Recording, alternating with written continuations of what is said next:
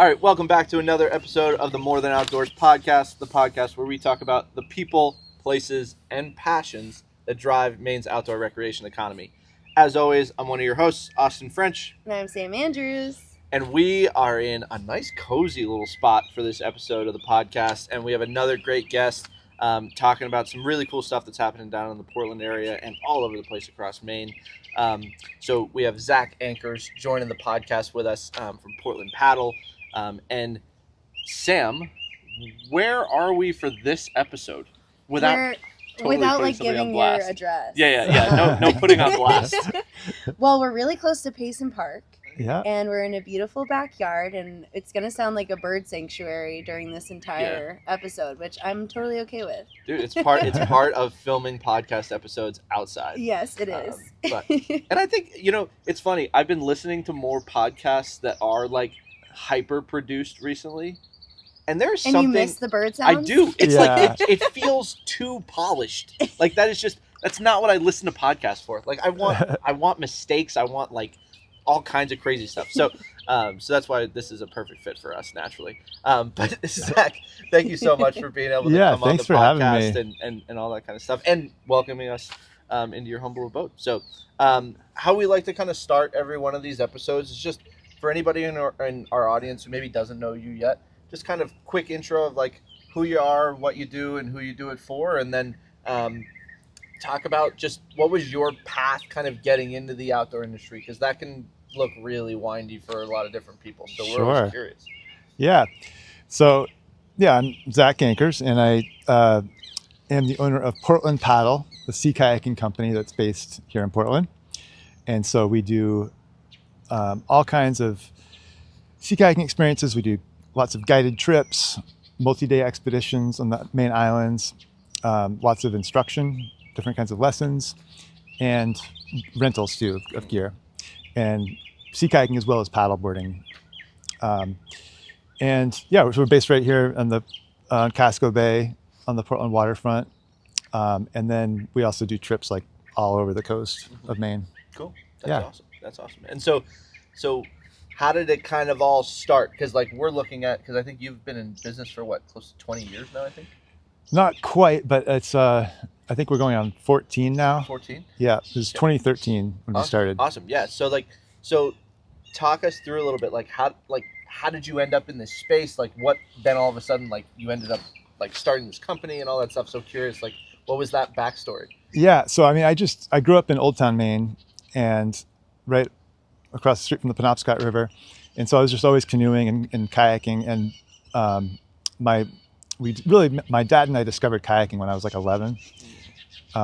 We'd always canoed before that. My dad borrowed some kayaks from friends and just loved it. And so then me and my dad started kayaking all the time. And then one of my friends and his dad started kayaking. So we started doing whitewater kayaking trips all over the country, and sea kayaking. And so it was just a big part of my childhood, and I never thought it would be a career at all. But when I was in college, I realized I could get paid to sea kayak as a guide. So I started doing that in Bar Harbor, and I did it in all kinds of different places for the next 15 years, just as a side gig, wherever I lived, in Vancouver and in Mexico, Baja, and all over Maine. And then I eventually moved back to Maine, was living in Portland, and just kind of realized that there's an opportunity for somebody to be doing this in Portland, for somebody to be offering kayaking trips and rentals. And my roommate and I, my roommate was Aaron Quigley, who started the business with me. And we just kind of realized that we both weren't super excited about our jobs at the time, which were mostly behind computers.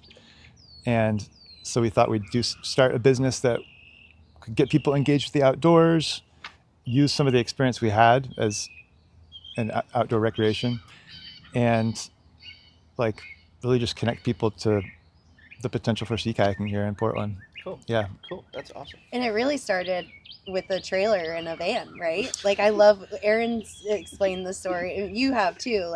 To give some background, I've actually worked with Zack quite a bit. Yeah. And I'm so excited to totally. have you on the podcast, because Portland Paddle holds a special place in my heart. I probably worked with you for like 4 years, Uh-huh. managing the shop, guiding.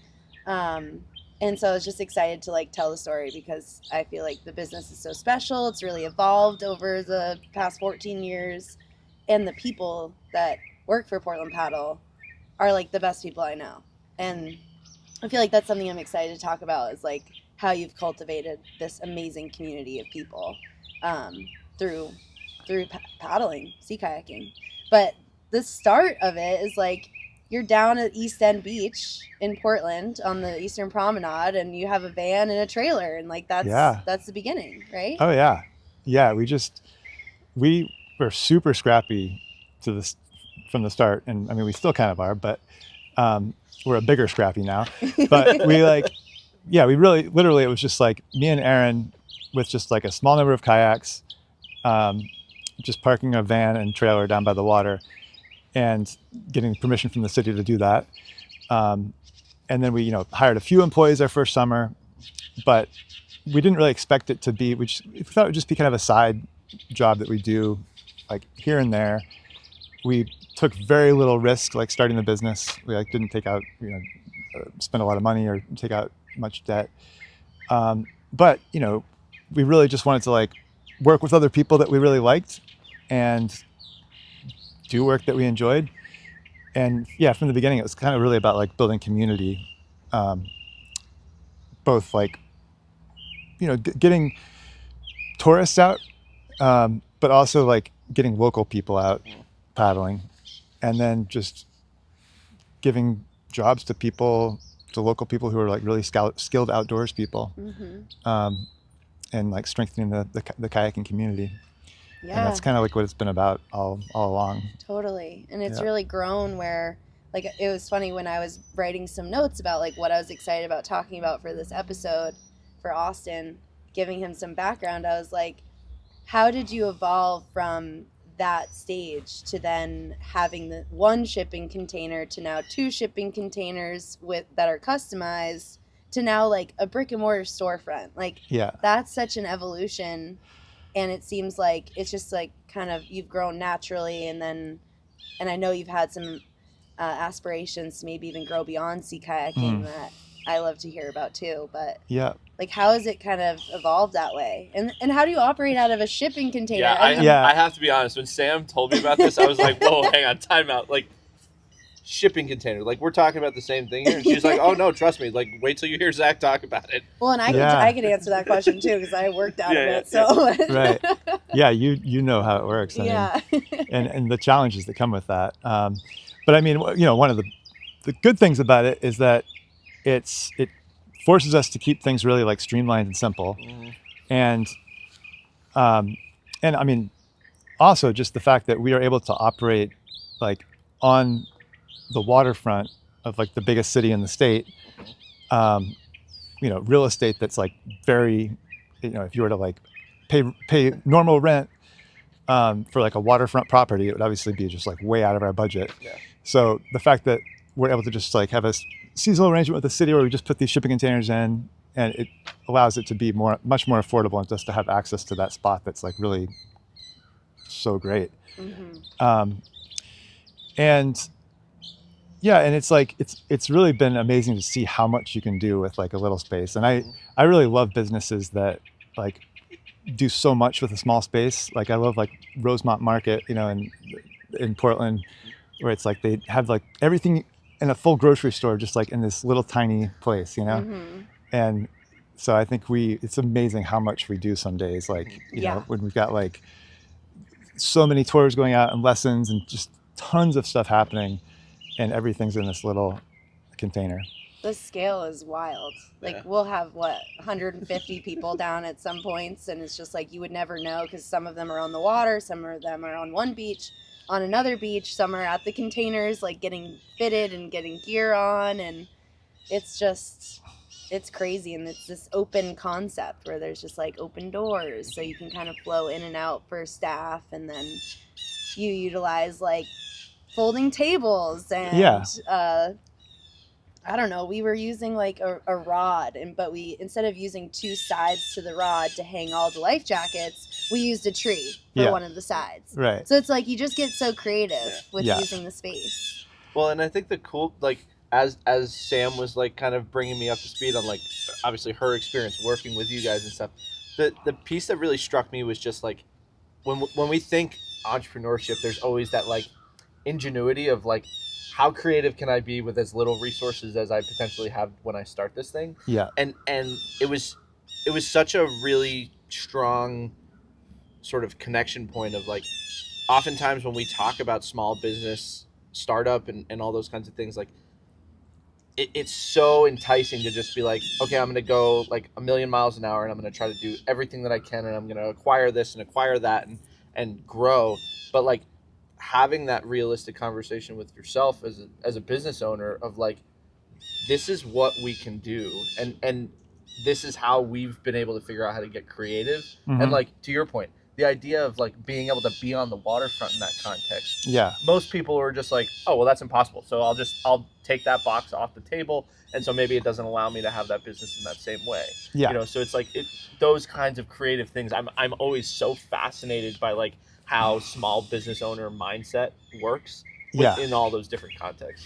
And I think that, with a lot of outdoor businesses and definitely with sea kayaking, like this it's so site specific, like for sea kayaking, like the exposure to wind matters so much, and it's like, you don't think about that when you're making a business plan, like what direction is the wind most likely to blow in this site. It's like, but that's like that our daily reality as a business. It's like one of the biggest factors is that, where we are, we have like pretty good protection from the southwest prevailing winds. So that allows us to like operate on so many days that otherwise we'd probably have to cancel our programs. And there's so many little things like that just that are site specific, but that makes it challenging to grow in some ways, because you can't just like, it's not a cookie cutter thing where you can just like, take what we're doing and just put it some other spot. It's like, you really have to build the business around like the features of that environment, like the trail, like the bike path and the running path, connects you right to where the cruise ships land. So I feel like that's been really beneficial to kind of like attract the tourists to be able to just like walk to then have this paddling experience. So it's like leaning into that. And then, I mean, East End, the promenade has like the food trucks and this beautiful green space. So it's like you can do more with your day, like go on a 2-hour tour, go get lunch, go sit on the prom. Like you can kind of lean into that as well. Totally. Yeah. And that's, I mean, one thing that's kind of different about us from a lot of other sea kayaking companies in Maine or other outdoor companies is that we are like in an urban location. So it's like, people can go out to a fancy restaurant like right after they do the sunset tour, and you can do all the city stuff at the same time that you can like get in a kayak and like within a short paddle you can be kind of out in a place that feels pretty wild. It's funny, there's a lot of customers who would be like, I'm soaking wet, but I have a restaurant reservation at Scales. And I didn't realize I was going to get so wet. I feel like that's something too that when I started guiding sea kayaking, a lot of the feedback was like, what is that? And why is it different than just kayaking? Like, they didn't understand it. So, I mean, I'd love to hear your perspective on that, just for somebody who's like, what is it? And why is it different? I think that is something that a lot of people need some help understanding, but there's definitely been an awareness growing, I think, since we started. Just an awareness of like what makes sea kayaking different from other types of kayaking. And I think the simple way to put it is that it's the gear and the skills you need for sea kayaking are more focused on like seaworthiness. Like you need kayaks that are able to handle like more open waters, so bigger waves, stronger winds, and you need to have skills that likewise can handle those kinds of conditions. Because if you're out in the open Casco Bay and you capsize or something goes wrong, it's just much higher stakes than if you're on like a lake or a river, and you really need the gear to you need a kayak that has like flotation, that it's long enough to handle those kinds of conditions. And yeah, there's like more skills involved in some ways in sea kayaking, but there's like such a big payoff too, because you can like, compared to freshwater like lake kayak, if you really develop the skills in a sea kayak, like you can just do so much. You can go further and like go on camping trips and just get to some of the most beautiful places in the world.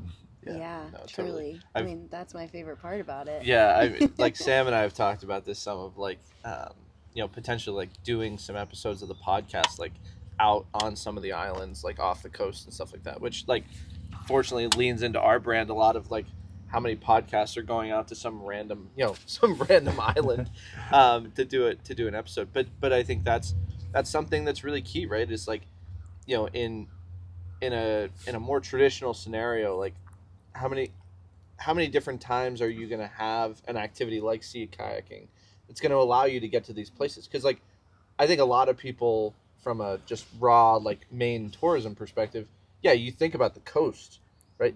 But they're tending to be more thinking about the actual coastline being on mainland. Yeah. And yet, like, I mean, I think about some of the time that I've spent out on all kinds of different islands up and down the coast. And it's like, you get such a different, like, flavor of the Maine culture when you go out onto those islands. Yeah, you know it's like I mean? the sea monsters and then the land people. Yeah, right. Yeah.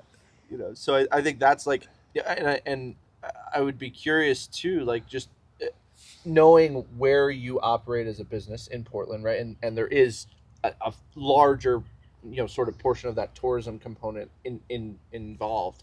Like, do you see a lot of that? Like, the folks that you tend to be working with, are they more like super intro, or is it more like they're the ones that are ready to like, let's go give you the experience of like, get you a little bit further out to this island and like those kinds of things? Yeah. We serve both ends of the spectrum. We have some like really advanced classes and trainings for like guides and instructors. But from the beginning, our focus has really been on like increasing access to sea kayaking and like broadening the community basically. Because I think sea kayaking has often in the past been like a very like male dominated sport, and it's often quite expensive to get into it, all the gear, and like limited access to the ocean in a lot of places. So it's kind of elite in some ways. So we've really tried to like make it more welcoming, which is also, really trying to focus on providing opportunities for people with not a lot of skills to come into and learn the introductory skills, and just making it easy for people to get introduced to the sport. So we have a big focus on that part of it.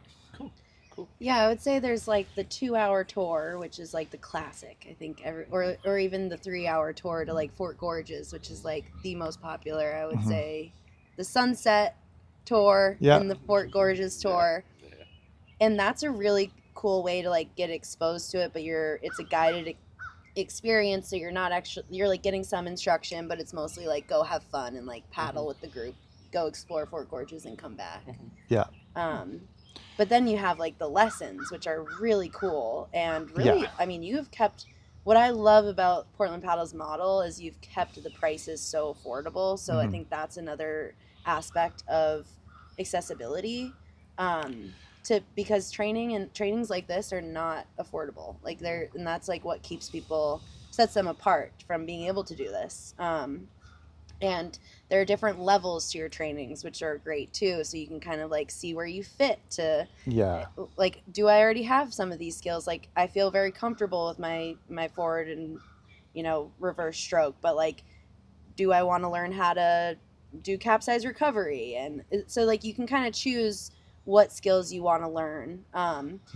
And so I think that's a really unique thing, is like keeping some of these courses to like 2 hours instead of like a full day, keeping them affordable and having different levels to them so that you can like choose where you are at personally. And that's like a beautiful thing about your model at Portland Paddle. Yeah, and I keep thinking back, Sam, to the COVID summer, Yeah. like the first COVID summer when you were there, and it was such an interesting summer. I mean, and like our setup where we just have a little shipping containers where basically everything is outdoors, Yeah. and we're on the water, like a little bit spread out, so we were able to operate pretty like better than a lot of businesses, more easier than a lot of businesses because of that. But also, it just that summer, like so many people got like reconnected to the outdoors, and Yes. so that was like our lessons just like boomed because everybody wanted to learn how to sea kayak Yeah. and be outdoors, and it was just so cool to see like so many local people Yeah. discover like the Their the ocean in the backyard, and Yeah. all these islands that they could get to, and my favorite thing that happens at Portland Paddle is like when you have somebody come and like take an introductory lesson, and then they come back and take like another lesson, and and then they come back and like rent a kayak, and then they go on a tour, and then they go on like a multi-day trip, and then they kind of like work their way up through, and then all of a sudden you just start seeing them go out on their own, and they buy a kayak, and then in I think at least 2 or 3 cases, those people actually come and end up being guides for Portland Paddle. Yeah.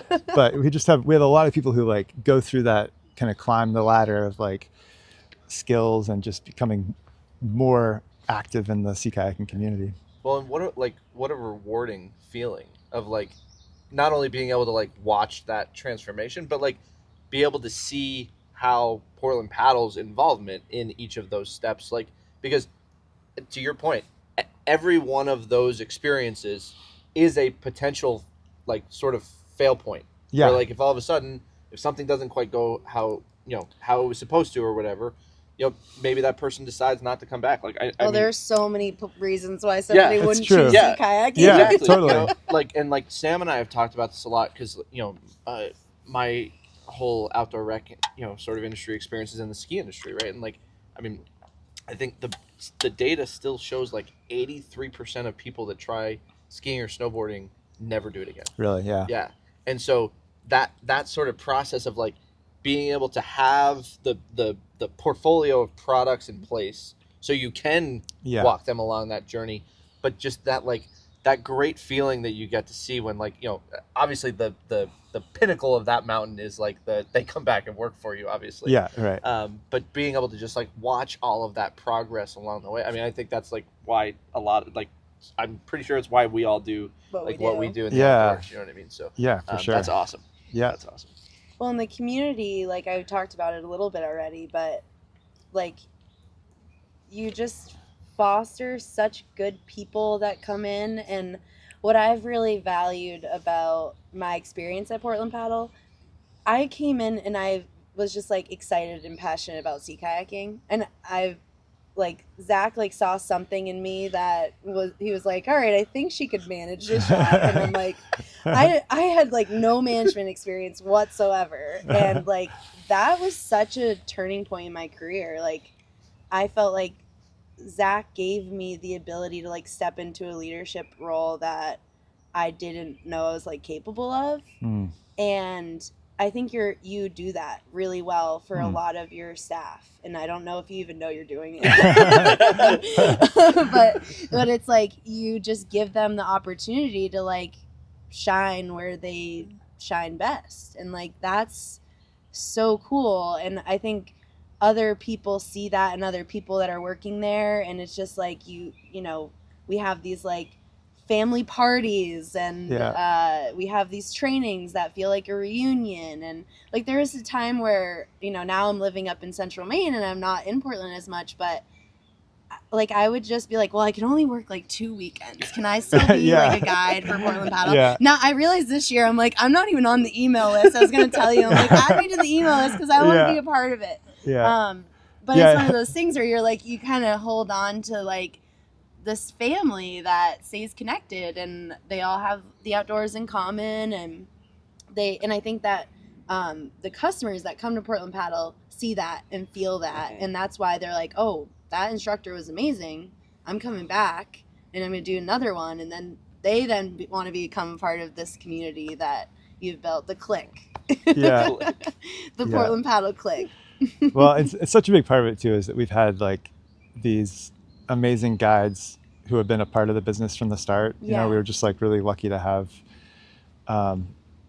some people like Suzanne and Joe, or two guides who have been with us since like the first couple of years, and they're just incredibly skilled like paddlers and instructors, and like they really like just help hold the community together.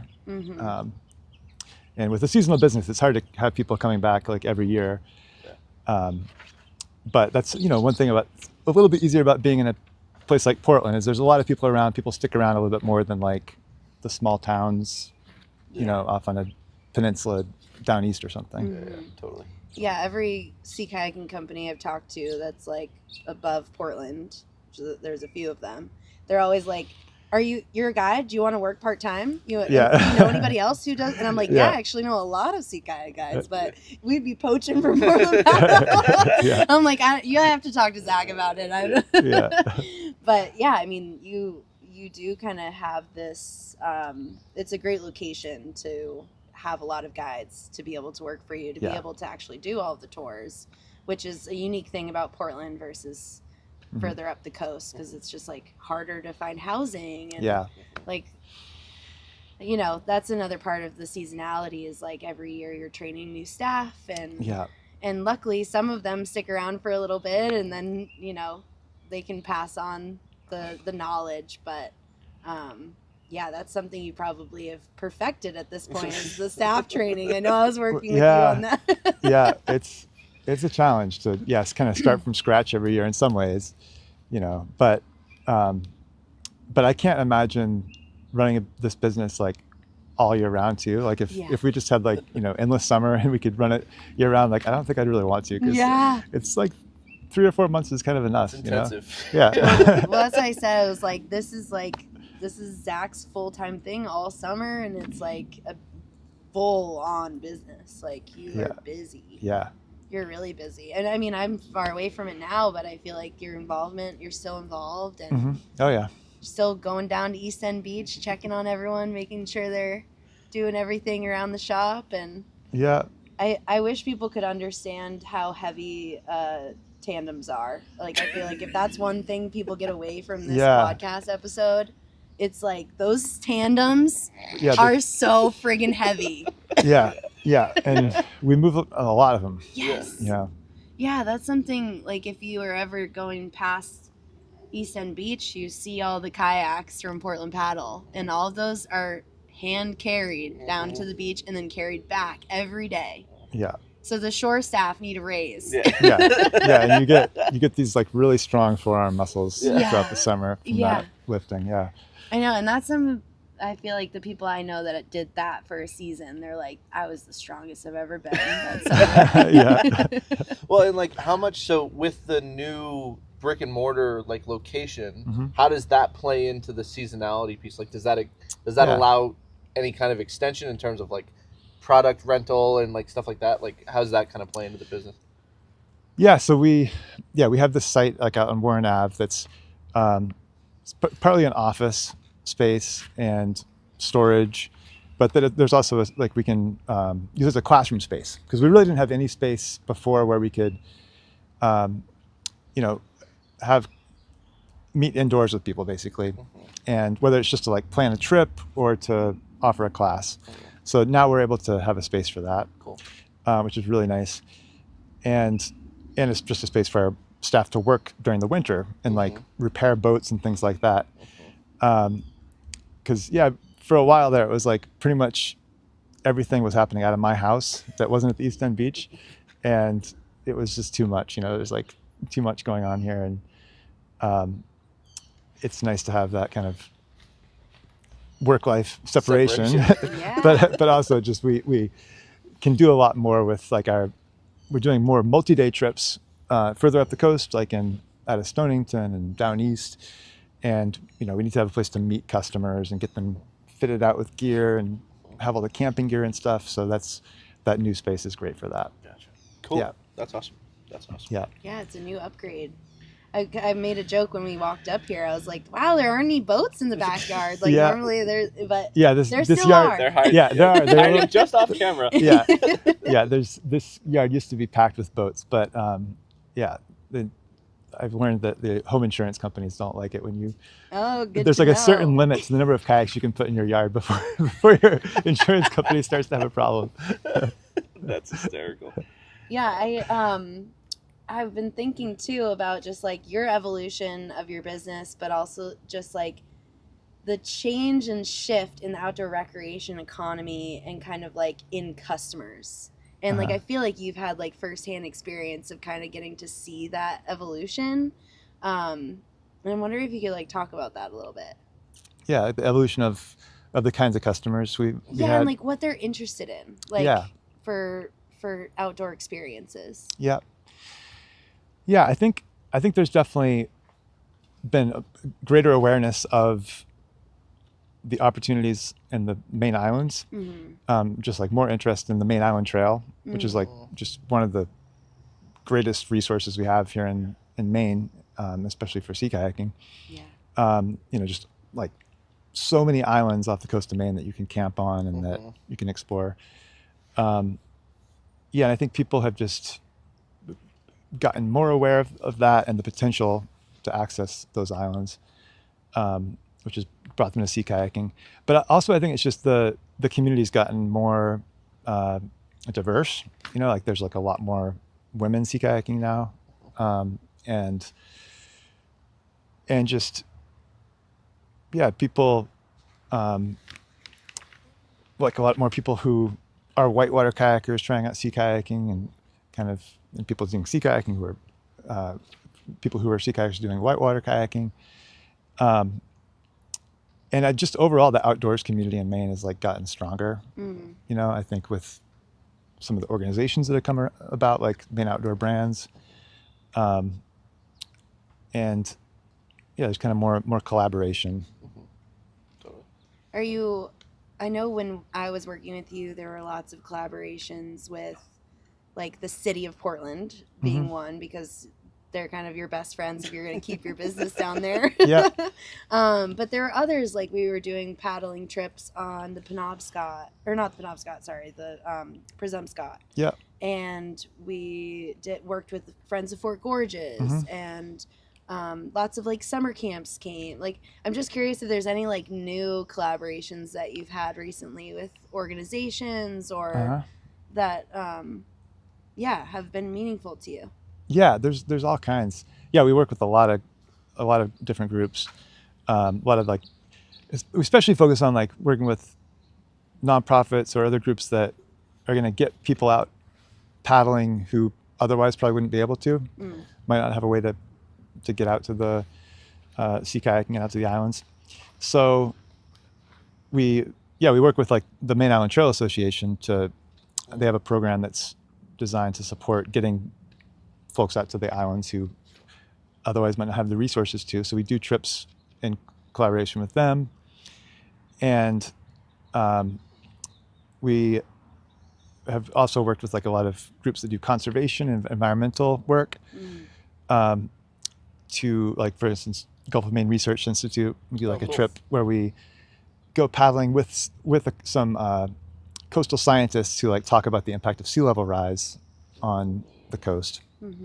So it's a great opportunity to like learn kind of firsthand from scientists and actually be able to like look at some of the impacts. This summer we got a new program that I'm pretty excited about in partnership with the Woods Hole Oceanographic Institute. Cool. In Massachusetts, and so it's like one of the leading like marine science institutes. And one of their scientists is going to do like a program for middle schoolers, where she does like, it'll be like a kind of marine science curriculum with kayaking. So they'll go out and actually like do some science from the kayaks. Nice. Awesome. Is that like I know you did like the kids summer camp. Is that kind of like the evolution of that? Yeah, it kind of is in some ways. Sweet. Yeah. We're, so that'll be like our, one of our main youth programs this summer. Awesome. So many good things. That's cool. as we're kind of coming towards the end of the episode, we have kind of a rapid fire like question segment at the end, just to kind of like soften some things up. But is there anything like to be able to kind of give you the mic a little bit? Like, is there anything that you want to just like leave the audience with about Portland Paddle? Anything maybe like we haven't brought up ourselves that like you would want to add into this piece? I'm not sure that people realize sometimes like just how great the sea kayaking is in Maine. Just, you know, it's like we really do have like some of the best sea kayaking in the world. You know, and you talk to other people come from all over the world to paddle here, especially, you know, up in like down east and the Penobscot Bay and the Deer Isle region. There's just such beautiful campsites and like and destinations you can reach and such incredible wildlife. So yeah, I think people in Maine need to know that. And, you know, and also I think the other thing is that sea kayaking can be like a very intimidating sport to get into. But, you know, putting a little bit of time into learning the skills, you know, you can get to a place where you can get to some really amazing places pretty easily. And with the gear, like you don't need to spend $10,000 to get the fanciest gear. Like you can get stuff on Facebook Marketplace and Craigslist, like for pretty cheap. And you can use it for many, many years. Yeah. I think that's what I did. I Craigslist box of sea kayaking gear, and then a really cheap boat from you, Zach. Yeah. Which, by the way, you do a sale at the end of the year if anybody is looking for equipment. Yeah. But yeah, it is affordable if you look for it and make it that way. And the really nice kayaks are great, and there's some companies in Portland that sell really awesome kayaks. But we've never like been focused on selling gear because like I'm not really into selling stuff. I just like to and I'm just like, you should just get a kayak for, you know, that you can afford basically. Yeah. Totally. Well, cool. Well, like I said, we have this rapid fire segment, Voices from the Summit, that we try to like close out every episode with. Really just an opportunity to like get some like lighthearted questions, allow the audience to connect with you more, just all that good stuff. So first question, what's your favorite like stretch of Maine coastline if you had to pick one? You know, I really love the coastline near Jonesport, you know, which is like up towards Chias. And like Great Wass Island is a large island off that coast that's much of it's owned by the Nature Conservancy. So there's like these beautiful trails, and there's a whole bunch of islands around there that just have tons of wildlife. They're just like loaded with seals, and it's like, you know, very rugged. It's very foggy. The water's like, you know, colder than down here, of course. The tides are bigger. So it's pretty challenging in some ways, but it's just like, to me, it's the ultimate sea kayaking destination in Maine. Cool. Definitely not for beginners. Yeah, right. Yeah. I mean, I've been paddling for 8 years, and I probably wouldn't be jumping to do that right away. Yeah. But I'd like to try. Harbor seals or osprey, which are your favorite? Oh, you know, when people ask me like, what animal would you want to be? Osprey is usually my go-to answer. If I were going to be an animal, I would be an osprey, just because it's like they perch in such beautiful spots all the time, and they get to like, I love watching them like tangle with eagles and gulls too, you know, and dive down, grab fish. They have a great diet, so I love ospreys. Yeah, they're so fun to watch. That's awesome. They are. Describe the future of Maine's outdoor recreation economy in one word. Salty. Salty. Yeah. Love that. Oh, Yeah. that's the best one yet. Yeah. It's so good. Yeah, what's the biggest misconception about sea kayaking? Well, that it's the same as there's not a difference from other types of kayaking. Yeah, that kayaks that aren't sea kayaks can go on the sea and still, serve the same purpose. I could see that being a challenge. Weirdest meal you've cooked on an island? I like to forage mussels, and so sometimes I've done some creative things with that. I think I made a mussel omelet once. Oh, Okay. that's weird. Yeah. Okay. Yeah. Love that. Love that. A mussel omelet. I added that question because I was like, what's the weirdest thing Zach's cooked? Like, and that's, oh, gross. It was good. It was good? Yeah. You liked it? Yeah. What's the most rewarding part of guiding? Well, it's seeing people like experience the feeling of like being connected to the ocean. Especially when you like go around some point and you go from being in more protected waters to like feeling the swell of the open ocean, and to see somebody like be in a little boat where they're so close to the water, and just feel like they're kind of immersed in this like the vastness of the ocean environment.